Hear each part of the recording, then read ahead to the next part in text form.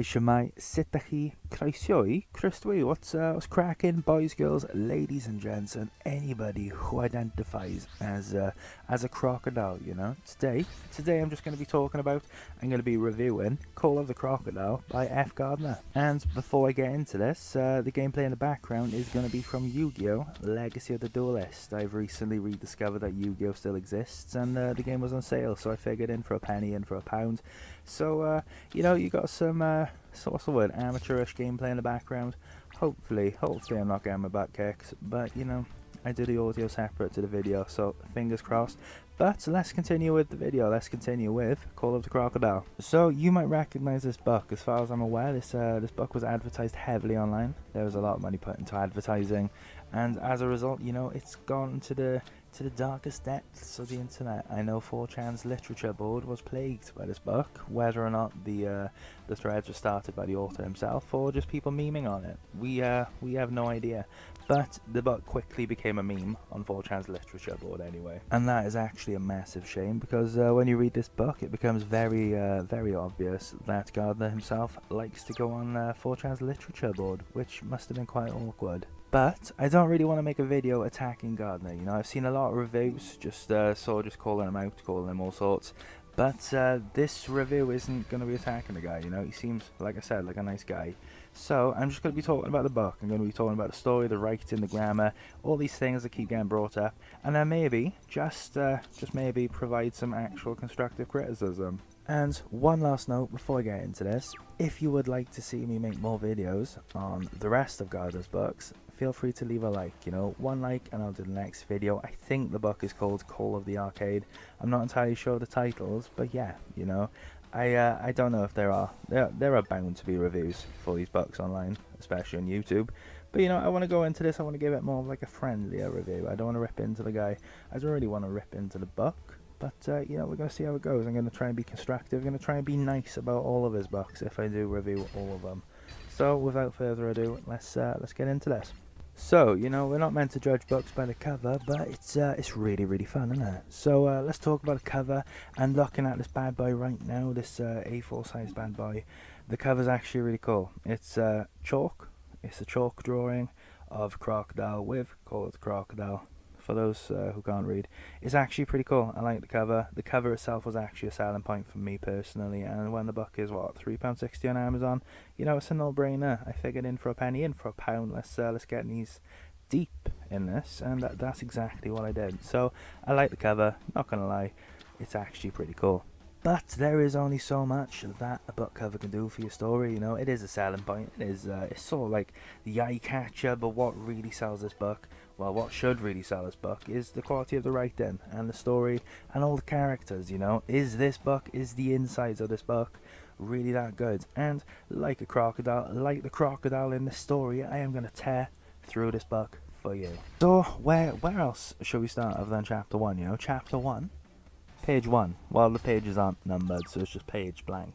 But, I wrote notes for these chapters. I stopped after chapter 3. You're going to understand when I get there. But chapter 1 is sort of like the opening scene. You're watching Pete. Pete is a child, and he's sort of playing laser tag or some sort of like that virtual reality game where the enemy's a crocodile. Call of the Crocodile. Pete is shooting this crocodile with his laser. And the moment you open this bad boy, you're going to see that the font is really big. And there's a spelling mistake in the first paragraph, so we just know we're in for a good ride, don't we? But anyway, he just sort of 360 no scopes this crocodile in the mouth, and then he just sort of wins. He's automatically given the high score. And then the guy running the machine, he sort of pulls Pete aside, strokes him across the cheek very sensually, and he sort of just says, "Boy, you's good. I like that pretty mouth." And then, Pete sort of then meets up with his father. And this is when you're introduced to Pete's father, Joe. And Joe himself, he's one heck of a character. So Joe Mama, he's a strange character, And the moment you start reading the dialogue, you're going to realize it's quite weird. Children don't talk like that, and adults don't talk to their children like that. I'm going to open this bad boy up. I'm going to read some dialogue for you guys right now. I'm going to put on my best performance, and so here we go. You have been warned. So this is a conversation between Pete and Joe, and I think this is Joe talking, and he goes, You have always been an interesting kid. Most children your age probably wouldn't want to go trick-or-treating as a character that shares the first name. But it also never specifies what character Pete is actually cosplaying as until like the very ends. So all we know, he could be playing as, I don't know, Peter from EastEnders. Who knows? But then Pete, keep in mind Pete could be cosplaying as a character from EastEnders, or just general Pete. He could be Peter Rabbit. We don't know. We don't know until the very end. But that doesn't matter, because what Pete then says, he replies he 360s his dad, and he goes, "Nope, it don't bother me." And it says, the child says this confidently. He's reassuring his father confidently. Yeah, you know, I'm gonna read out the next bit of dialogue. The next bit of dialogue that for me seems a bit weird. Seems a bit, you know, why would a child be talking like this? And yeah, I am gonna do these voices. So maybe, you know, skip a minute ahead if the voices are making you feel as uncomfortable as they're making me feel uncomfortable. So let's go. So Pete sort of snaps his father a look, and he says, he turns and he says, "This was a good idea, Dad. Come during Halloween, that is." And he says this with conviction. He says this with the sass of Paris Hilton. And then his father, Joe Mama, he turns and he says, "You think so? I'm glad you feel that way, boy. I was a little worried it might turn out to be a bad idea.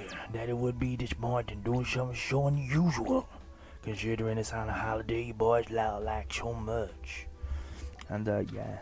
So yeah, you know, the dialogue might not sound as weird when I'm sort of doing the voices and I'm making them both sound like they're on a register, but when you're reading the dialogue yourself, it's just really uncanny, you know. There's a lot of misused commas. There's commas like put everywhere.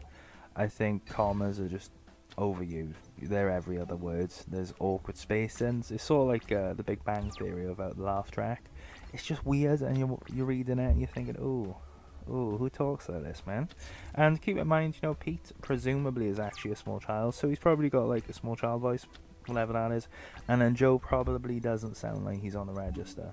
But, you know, the next bit really, it sort of made me chuckle a tiny bit, so let's get into that. So yeah, Joe and Pete sort of, well, I don't know what this is, but Joe, he acquires a beer, you know, he's like, "Oh, my good man." Well, no, he sounds like he's on the register, so he's like, "My good man can have a beer." And he just sort of hands him a can, and he takes a sip, like a little sip, like a tiny little sip, and he just sort of belches in the middle of a park, and then obviously Pete is buckled, but then he goes, "Oh, you meant to say excuse me." So obviously Joe says excuse me, and then he just sort of stands there chugging a can in front of his child, a can of like what I'm assuming to be beer. So unless it's Bud Light, which is basically water, you know, he's gonna, you know, it's gonna hit him. I'm under the impression that he's just chugged something. I might have some strength to it, and then he's just sort of with his child. It's like, bro, this is your baby boy. Why are you doing this? But yeah, I thought that was quite funny, to be honest. Yeah, you know, that's all I've got written down for Chapter 1. I thought Chapter 1 was a wild ride. It's actually quite funny. But yeah, Chapter 2, I can't really remember. Oh, yes, I do. I remember Chapter 2 perfectly. It's funny. Joe's sort of having a nightmare. Joe's having a nightmare about him being a crocodile eating Peter Beale. And this is the weird thing. There isn't actually a scene where Peter's eaten by a crocodile. You know, the whole thing about this book is that a family's struggling to get over the grief of losing their son, who just seemingly gets eaten by a crocodile. Why is a crocodile eating your son? What is this? Is this Harambe 2.0? And the thing is, no, it's not Harambe. We don't love this crocodile, because, you know, he just doesn't eat Peter Beale on the bloody in the book. Like, it's weird. I don't get it. But then I also think this chapter is when he starts talking about Greek classical literature, which if you don't browse 4chan's literature board, the Greek classics are a massive meme. Everyone sort of buys a copy, reads like the first 10-20 pages, and then puts it down because it's just not very fun to read. They're like, "Oh, I've got a big brain," and then the books are just sort of boring, you know. Unless you're doing it in university, maybe. I just don't see the point. Why not just read something you enjoy?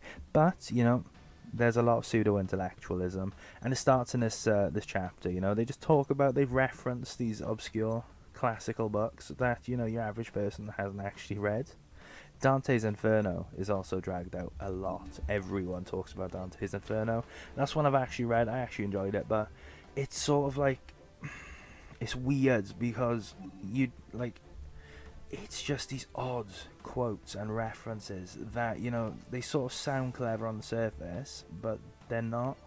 It's like someone's googled classical literature characters, and then they just refer to themselves as such. So chapter 3 can really be summarized by Joe goes to see a psychology. And that's about it, because this guy, he's not really a psychiatrist, a counselor, or a therapist. He's just sort of like this cartoon, this caricature of a guy that works in psychology.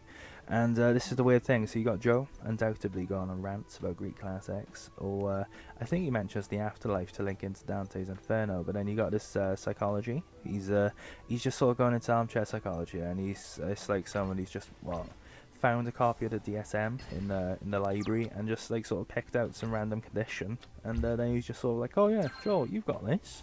And it's just kind of weird, as somebody with a degree in psychology, personally, and I wanted to go into counselling, but personally I would not talk like this to a client.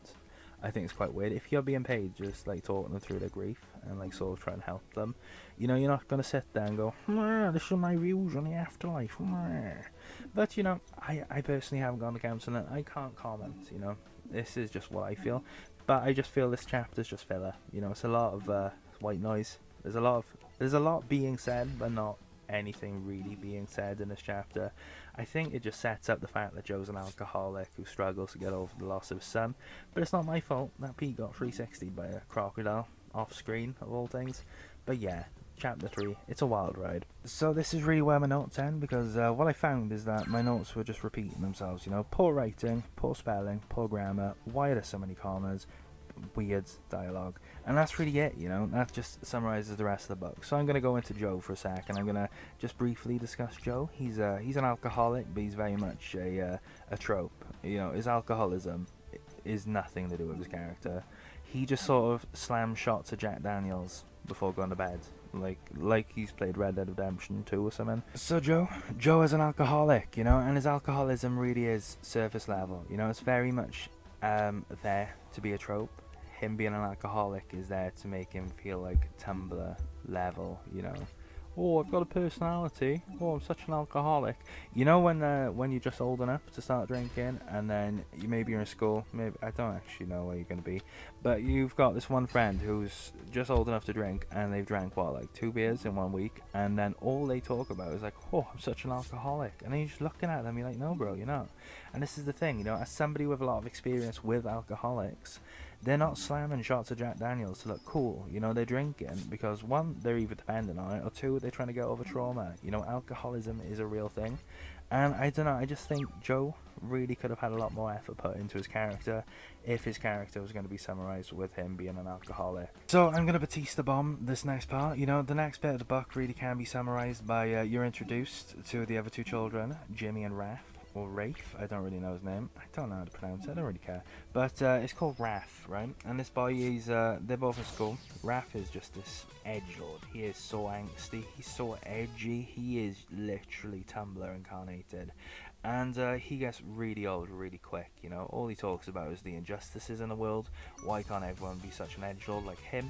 And both characters, by and large, are really just unbearable. But, I think it's these two kids in school, and they're in a Catholic school, so the priest, they called up to the headmaster, and the priest sort of comes out, and he's like, boys, your brother died this time last year, and I don't know why he says this. Because understandably the youngest child starts crying, and then edgelord's, what's his name, Raph, he starts going like on a monologue inside of his head, and this is all it is really. They just sort of monologue, and I'm not sure if this is the chapter when Joe starts slamming down shots of Jack Daniels. It's all I can remember about his character aside from chugging a beer in the park. But this is really it. These two kids are just unbearable. They're just really annoying. So I think I found the chapter that really put me off Raph, or Rafe, whatever his face is. And I'm not gonna read it out in that weird voice that, because it creeps me out myself. But this is what Raph says about Jimmy crying over the death of his brother. Is he really that dense? Wondered Raph. Jimmy must have noticed all the decorations, not to mention all the costumes the other kids were wearing. Maybe he somehow had forgotten that the tragedy coincided on a Halloween. No, that's not the sort of thing you just forget. Maybe he just didn't like thinking about it that much. Rafe didn't know. He understood that his brother was younger than him, but he normally wasn't this sensitive.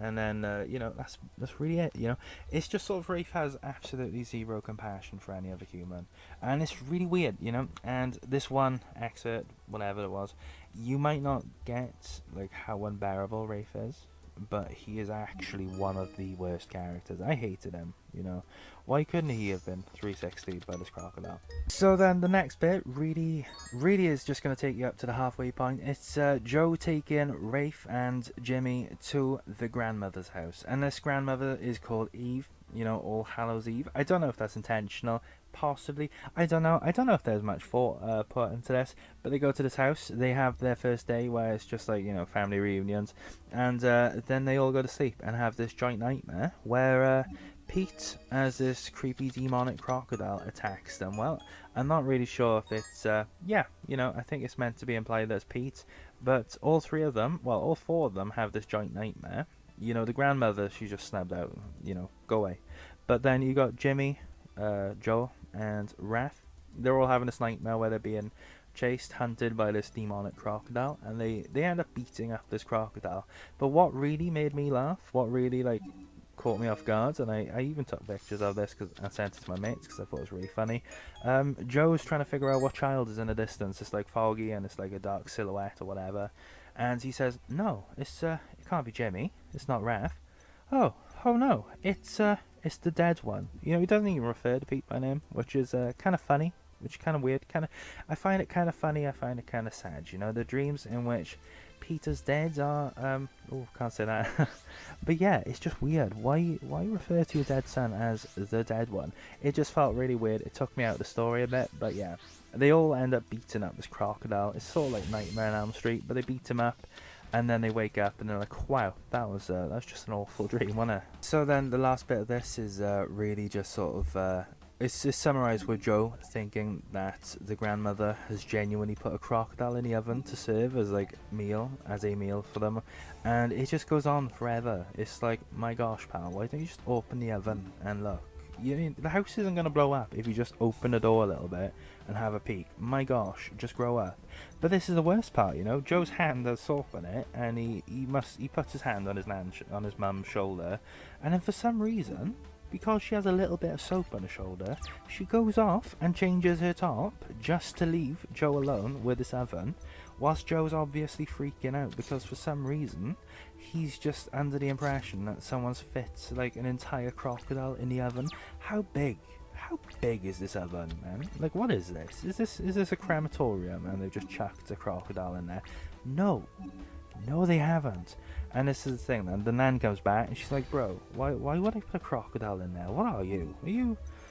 You are on the register, aren't you, pal? And it's actually like a duck, right? But then what happens then is Jimmy's just sort of, he goes off to try and find his brother. They think they're playing hide and seek. There's this creepy section where this demonic crocodile like just threatens him. There's an alarm going off. Jimmy, being Bruce Willis with hair from Die Hard, he just sort of like jumps out the window and then he walks up to this treehouse, and then this really takes you up to the halfway point. So to summarize part one, you know, the first half of the book, what we really have is Joe, Jimmy and Raph are just struggling to get over the loss of Pete. They can't get over it, so Joe takes them all to the grandmother's house for Halloween because Pete was eaten by a crocodile on Halloween.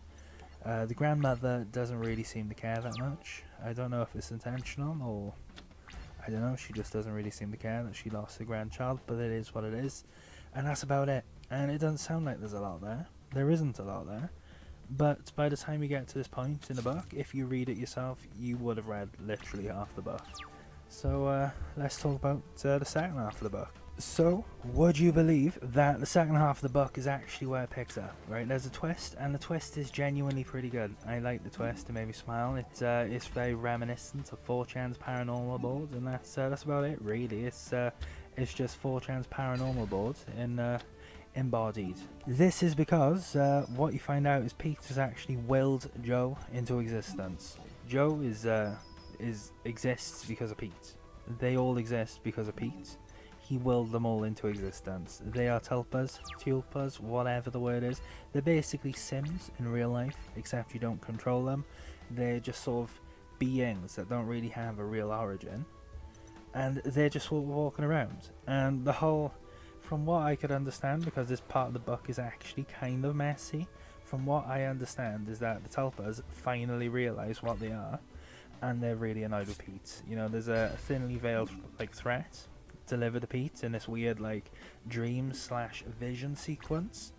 And this is actually the good part, because if you read the book and you pay attention, it seems like these, like Joey and Raph and all them, they exist in the same world as Pete. There's a character that comes up in Joe's world that also comes up in Pete's world. So, you know, what if these guys exist in Pete's world and they want to hunt him down for putting them through all of this? What is this? You know, this is like kind of interesting stuff. It's really good for like 5 minutes.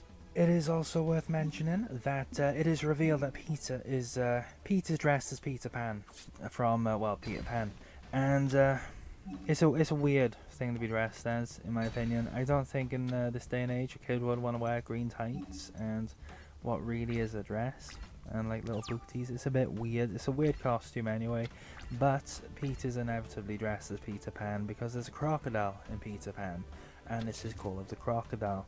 But to make things a little bit weirder, Pete is with 2 friends when they're summoning these tulpas, and the weather is dangerous. There's thunder, there's lightning, there's rain, and what actually happens is Pete just walks back to his house and then he sends his friends on his way. You know, it's past midnight.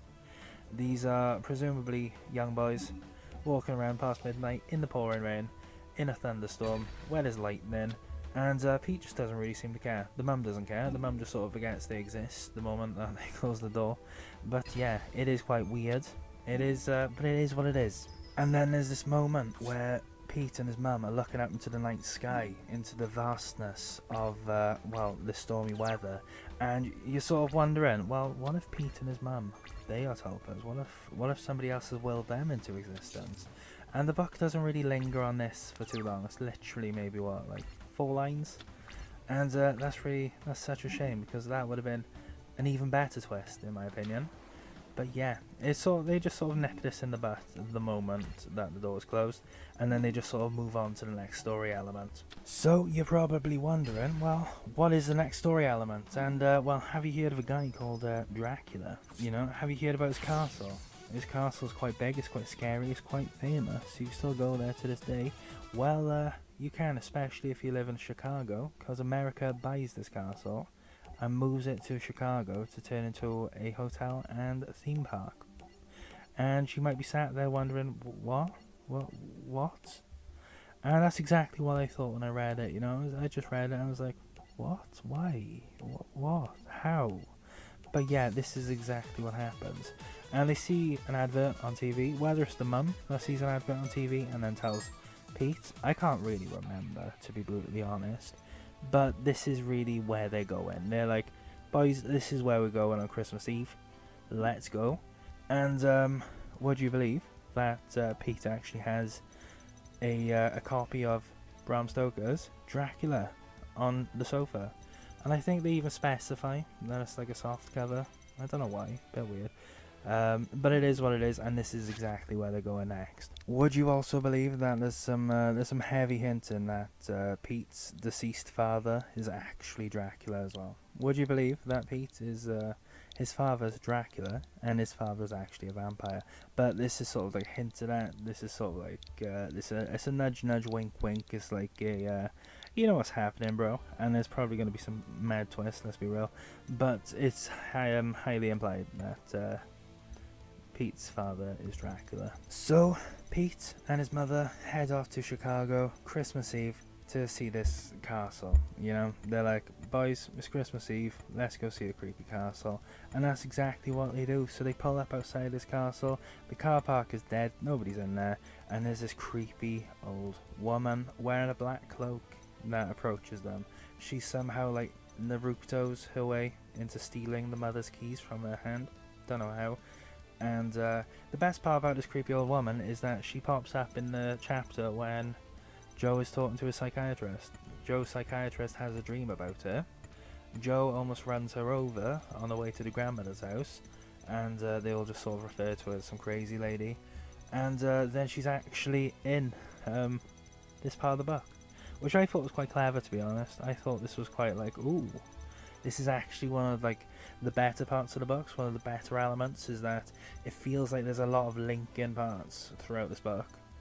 That, you know, if the book wasn't written in such a weird way, that these would shine a lot more. But it is what it is, and this creepy old lady just sort of antagonizes Jim and his mother. No, not Jim, Pete and his mother. But yeah, you know, the old woman sort of ushers Pete and his mother into this castle, and then it's revealed that they're actually kidnapping them. They're being kidnapped, and they're going to be tied up and whatnot. And it is what it is. But they've also kidnapped two famous authors who are probably references to actual people. But you know, I didn't really care. But you know, they're probably real people. And then there's sort of like a struggle, and there's a fire lit, and no, actually the creepy old lady, the cultist woman, and she's part of a cult. They're all part of a cult, and then this cult is meant to be like the New World Order, sort of like the Illuminati, sort of like that sort of thing. And they reveal that they beamed this advert about the castle directly to Pete's television, which is actually quite cool. It's something you will read about a lot, maybe on 4chan's paranormal board. Especially with stuff like gang stalking, all that sort of weird stuff which you just brush off. You know, it's really cool. You know, at the end of the day, this stuff's really cool. It's really nice. It's sort of conspiracy stuff that isn't really talked about. But this happens as a struggle. The castle's burning down. Pete, his mum, and the authors are running out. And Pete keeps hearing his voice, sort of telling him where the doors are. And let's be real, the voice is probably going to be his father. Maybe it's the Teletubby Sun Baby who's grown up. And the Sun Baby is telling Pete where to go. Who knows? Who cares? And they sort of leave this castle. The castle's burning down. This, what's probably going to be like a World Heritage site, is burning down. And the firemen pass Pete and his mother blankets to, well, just cover up and, you know, just stay warm. And this part of the book, it actually specifies that this blanket is used to retain warmth or something weird and obvious like that. And then the two of them just watch this castle burn down. And the end is actually quite nice. The end is actually really... It's not the best, not the worst, but it's just kind of nice. It's just kind of there. You know, it's like a cup of tea. It's just there. Add milk if you want, but it's a cup of tea. And that's really what I think about the ending. It's alright. So my final verdict on this book, you know, should you get this? And I'm gonna say no. I'm gonna say no, not because of like anything weird like that. I'm just gonna say no because you know, in my opinion, this book's target demographic is gonna be people who browse 4chan's literature boards as well as 4chan's paranormal boards. You know, people who browse both boards, and it's a shame because it just makes a small niche even smaller. You know, people are likely to browse one or the other, maybe not both. And it just hurts the book in the long run.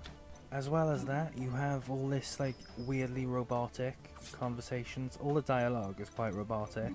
You know, in my review I said, you know, it's like Adam Sandler playing both characters, you know. He's talking as an adult and then he's trying to impersonate a child. And it creates this just weirdness. It's like children do not talk the way that they talk in this book. If you have ever met a child, well, we've all been children, we all know how children should talk, but they don't talk like that in this book. They all talk like Sheldon Cooper from The Big Bang Theory, you know. I'm surprised that they're not just dropping random bazingas everywhere. And this is really the thing, because this book has the potential to be something really good, but it's just sort of like, it's just, there's too many little things in the way, you know.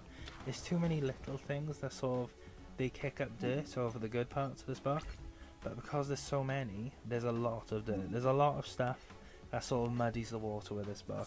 That sort of, it doesn't let the better part shine. You know, the twist is actually really good. It's actually really well thought out. Fair play to Gardner. You know, he might mean this book to death, but the twist is actually good. I really like the twist. But then the dialogue's weird, the characters are weird, you know, the Tulpa thing, that was really cool. But then it's like, well, what's the point of reading about Joe then if he's not real, if he's like a sim? What's the point? Like, and this is the thing, you know, if the halfway point was maybe pulled forward a bit, where you spend even less time with Joe, but then the twist is revealed earlier, I think a lot of people would probably stick with the book for a bit longer, and then they won't leave feeling annoyed. And then the Goodreads reviews would be going up, and it is what it is at the end of the day, you know. I think the book could have done with some refinement, it could have done with an editor, And ultimately, yeah, you know, I wouldn't get this book unless you browse both of those boards. But it's not a bad read. It's a fun read, but a lot of the humour, a lot of the jokes, a lot of the references, and I'm not even sure if they're jokes or if I just found them funny. You know, a lot of this stuff is going to be lost on you if you don't know sort of like the culture of those boards. So that's it, guys. I'm going to wrap this up. Right now, you know, because this is what, like a 30-minute video. It's getting a bit long for my liking. I don't really want to be popping out 30-minute videos too much. And so yeah, you know, should you get the book? No, not my opinion. But it is a fun read. It is a fun read if you sort of understand where it comes from. But that's it, you know. Would I rate it out of 10? Probably like a 4 out of 5. A low 3-star. But that's it. So, you know, if you watched this video and you quite liked it and you thought, wow, this was quite funny. Wow, someone actually bought the book. You know, feel free to give me a like, you know. Maybe leave a comment. Maybe subscribe.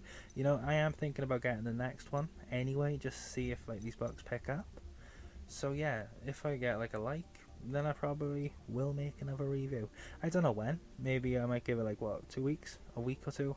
Because, you know, taking time to read these books and make reviews for them alongside the fighting fantasy stuff, you know, alongside a job is, it takes time, especially when your hours are weird. But that is what it is. And I'm going to say thanks for coming, guys. I hope you have a really nice day. I hope you take care. And I hope that I see you in the next video. Take care, guys. Bye.